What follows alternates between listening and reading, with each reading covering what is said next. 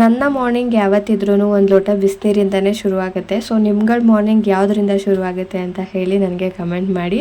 So first ಒಂದು glass ಬಿಸಿನೀರನ್ನ ಇಟ್ಕೊಂಡು ಕುಡಿದ್ಬಿಟ್ಟು next ಇವತ್ತು ಮೆಂತ್ಯ ಪಲಾವ್ ಮಾಡೋಣ ಅಂತ ಅಂದ್ಕೊಂಡು ಅಕ್ಕಿನ ತೊಳೆದು ನಾನು ಇವೆಲ್ಲ ಹಚ್ಚೋದಕ್ಕಿಂತ ಮುಂಚೆ ಎಷ್ಟೊತ್ತು ಬೇಕೋ ಅಷ್ಟೊತ್ತು ನೆನೆಸಿಟ್ಬಿಟ್ಟಿರ್ತೀನಿ.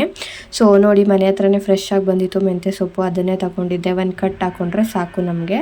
ಸೊ ಪಲಾವ್ಗೆ ಏನೇನು ಬೇಕೋ ಅದನ್ನೆಲ್ಲ ಹಚ್ಕೊಂಡು ಒಂದು ಕುಕ್ಕರ್ಗೆ ತುಪ್ಪ ಮತ್ತು ಎಣ್ಣೆ, ಪಲಾವ್ ಸ್ಪೈಸಸ್ಸು, ಈರುಳ್ಳಿ, ಹಸಿಮೆಣಸಿನ್ಕಾಯಿ ಹಾಗೆ ಶುಂಠಿ ಬೆಳ್ಳುಳ್ಳಿ ಪೇಸ್ಟ್ನ ಹಾಕ್ಕೊಂಡು ನೀಟಾಗಿ ಮಿಕ್ಸ್ ಮಾಡಿಕೊಂಡು ಸಣ್ಣದಾಗಿ ಹಚ್ಕೊಂಡಿರುವಂತಹ ಟೊಮೆಟೊ, ಹಾಗೆ ನೆನೆಸಿಟ್ಟಿದ್ದಂಥ ಬಟಾಣಿ, ಹಚ್ಕೊಂಡಿರುವಂತಹ ಮೆಂತ್ಯ ಸೊಪ್ಪು, ಹಾಗೆ ಕೊತ್ತಂಬರಿ, ಪುದೀನ ಇದನ್ನೆಲ್ಲ ಹಾಕ್ಕೊಂಡು ನೀಟಾಗಿ ಮಿಕ್ಸ್ ಮಾಡಿ ಸ್ವಲ್ಪ ಉಪ್ಪು ಮತ್ತು ಟರ್ಮರಿಕ್ ಪೌಡರ್ನ ಹಾಕ್ಕೊಂಡು ಕೂಡ ಮಿಕ್ಸ್ ಮಾಡ್ಕೊತಾ ಇದ್ದೀನಿ. ಸ್ವಲ್ಪ ಗರಂ ಮಸಾಲ ಹಾಗೆ ಚಿಲ್ಲಿ ಪೌಡರ್, ಈ ಥರ ರೈಸ್ ಬಾತ್ ಪೌಡರ್ ಬರುತ್ತೆ, ಇದು ಆಪ್ಷನಲ್ ಇದ್ದರೆ ಹಾಕ್ಕೊಳ್ಳಿ, ಇಲ್ಲಾಂದರೆ ನೀವು ಮನೇಲಿ ಯೂಸ್ ಮಾಡುವಂಥ ಖಾರದ ಪುಡಿನೇ ಹಾಕ್ಕೊಳ್ಳಿ, ಅದು ಕೂಡ ಚೆನ್ನಾಗಿರುತ್ತೆ. ಸೊ ಇದನ್ನೆಲ್ಲ ಮಿಕ್ಸ್ ಮಾಡಿ ಮೊಸರು ಕೂಡ ಹಾಕ್ಕೊಂಡು ಈ ಥರ ಎಣ್ಣೆ ಬಿಡೋವರೆಗೂ ಕುದಿಸ್ಕೊಳ್ಳಿ.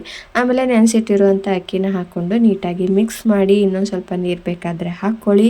ಹಾಗೆ ಕೊನೆಯಲ್ಲಿ ಉಪ್ಪು ಬೇಕಾದರೂ ಅದನ್ನು ಹಾಕ್ಕೊಂಡು ಮಿಕ್ಸ್ ಮಾಡಿ. ಸೊ ಅದು ಕುದಿಯೋ ತನಕ ಮೊಸರು ಬಜ್ಜಿಗೂ ಕೂಡ ರೆಡಿ ಮಾಡಿಕೊಂಡೆ.